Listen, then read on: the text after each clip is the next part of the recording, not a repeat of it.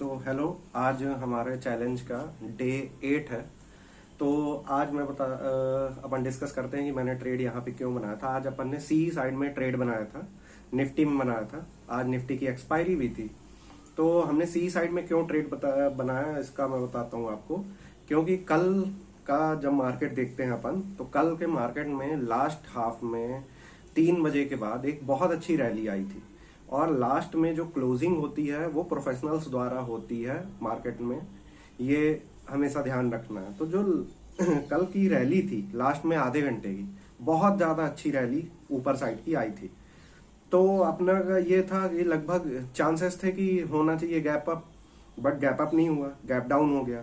तो gap down हो गया तो जिन लोगों ने गैप अप के लिए पोजीशन बनाई थी वो थोड़ा सा अपने, क्योंकि अब उनका एसएल कट रहा था, गैप डाउन हो चुका था, तो वो अपनी कवर कर रहे थे पोजीशन। तो हल्का सा मार्केट नीचे आया, मार्केट नीचे आया, वापस से जब ऊपर गया और हम लोग ने ये जो येलो लाइन आपको दिख रहा है रेजिस्टेंस बना रखा था, पिछले 3 वीडियोस से अपन देख सकते हैं यहीं पे रेजिस्टेंस बना रखे थे।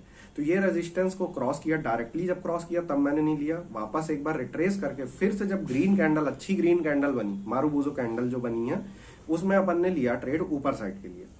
अब ये तो अपन ने ट्रेड बना लिया था, मैंने कारण बता दिया कि ऊपर साइड का क्यों ट्रेड बनाया जाए।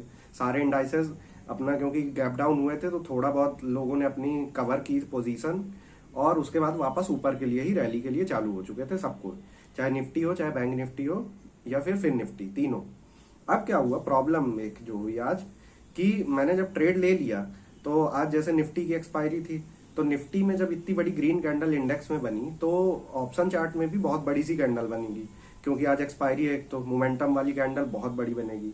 तो जब मैंने बाद में नोटिस किया, क्योंकि मारूबूजो कैंडल बनने पे, ग्रीन अच्छी कैंडल बनने पे अपन हर बार ट्रेड ऐसे ही लेते हैं कि जहां पे भी एक अच्छी बाइंग दिखे या फिर सेलिंग का ट्रेड लेना है तो सेलिंग वाली कैंडल मिले, उसी पे तो लेते हैं ट्रेड।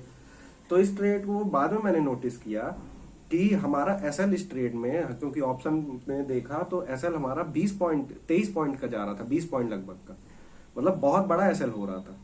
तो फिर मैंने ये सोचा कि यार इतना बड़ा एसएल तो हम लोग प्लान नहीं करते हैं रोज का, 500 से 600 रुपए का ही लगभग का प्लान करते हैं कि अप्रॉक्स, इससे ज्यादा नहीं होना चाहिए। लेकिन इस वाले ट्रेड में मेरा जा रहा था एसएल 1000 से 1200 रुपए का।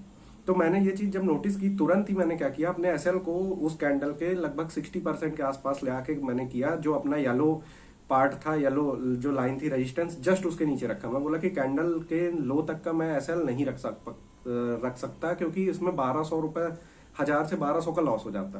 तो अपने को ये तो पता नहीं है कि मार्केट कितना टारगेट देगा, लेकिन अपने को ये पता है कि मैं कितना मार्केट को एसएल दे सकता हूँ। तो मेरा तो फिक्स है कि 500 से 600 अभी देना है। तो इसीलिए मैंने अपने एसएल को तुरंत ही छोटा कर दिया था जब मैंने ये चीज नोटिस की कि हमने एसएल हमारा बहुत बड़ा हो रहा है। तो और अगर ये चीज पहले से मैं नोटिस कर लेता तो शायद यहाँ पे मैं जल्दी से ट्रेड ही नहीं बनाता, वेट करता कि थोड़ा सा और रिट्रेस करेगा जब नीचे, तब मैं ट्रेड बनाऊं। लेकिन हो गया, बना लिए थे जब अगर ट्रेड, तो इसीलिए अपने तो ये था कि एसएल अपने हिसाब से जितना मैं दे सकता हूँ रोज का एसएल, उतना ही देने के लिए मैंने वहां पे इसीलिए तुरंत ही एसएल को मॉडिफाइड किया था। ये किया फिर क्या हुआ, अपना फिर हो चुका था 500 से 600 तक का एसएल हो गया था, 500-600 रुपए ही जाते।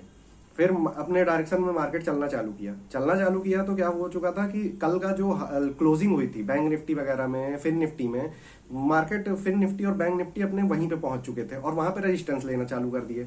रेजिस्टेंस लेना जब चालू कर दिए और ये कंफर्मेशन, ये मेरे को लग रहा था कि 2 या 3 कैंडल, मतलब 10 मिनट तक लगभग रुक सकता है वहां पे और फिर उसको तोड़ सकता है अच्छे बढ़िया बुलिश कैंडल से।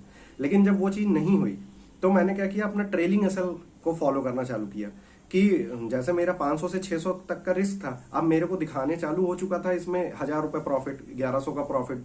तो इतना जब दिखाने लग गया था तो मैं बोला मेरे टारगेट तक तो पहुंच चुका है रिस्क के हिसाब से 1:2। तो फिर मैंने ट्रेलिंग एसएल, ये देख सकते हैं आप, मैंने कॉस्ट टू कॉस्ट रख दिया पहले तो एसएल अपना, वेट कर रहा था कि अगर तोड़ जाता है इसी मोमेंटम में तो अच्छा मूव मिल जाएगा। लेकिन इसी मोमेंटम में वो तोड़ा नहीं, बहुत देर तक यहीं पे कंसोलिडेट करता रह गया। तो फिर मैंने ट्रेलिंग एसएल को फिर और ज्यादा टाइट करना चालू किया। हमारी बाइंग थी 100 रुपए पे, 120 तक चला गया, 124 जा रहा, तो 1000 रुपए 1200 का तो हमको प्रॉफिट दिख रहा ही था, 1400 का भी दिखने लगा। तो मैंने ट्रेलिंग एसएल को फिर बहुत ज्यादा टाइट करना चालू कर दिया। पहले 115 पे लगा दिया, फिर 118 पे लगा दिया, 120 पे लगा दिया, एट द लास्ट 122 पे लगा दिया। तो जब 122 पे लगा दिया तो फिर वो हमारा ट्रेलिंग एसएल पहले हिट हो गया। ट्रेलिंग एसएल हिट हो गया तो हमारा टारगेट भी जो था 500-600 के रिस्क के हिसाब से हमारा टारगेट 1100 रुपए का प्रॉफिट दिया है, अच्छी बात है। लेकिन मार्केट फिर इसके बाद जो सोच रहे थे कि मोमेंटम के साथ ही चला जाए, वो तुरंत तो नहीं गया, उसके अगले कैंडल में मार्केट बहुत तेज बूम किया था। तो कोई बात नहीं, अपना टारगेट हो गया था तो अपन ने ये ट्रेड वहां पे क्लोज किया था। तो आज भी दिन के एक ही ट्रेड हुए हैं। तो डे 8 के लिए थैंक यू।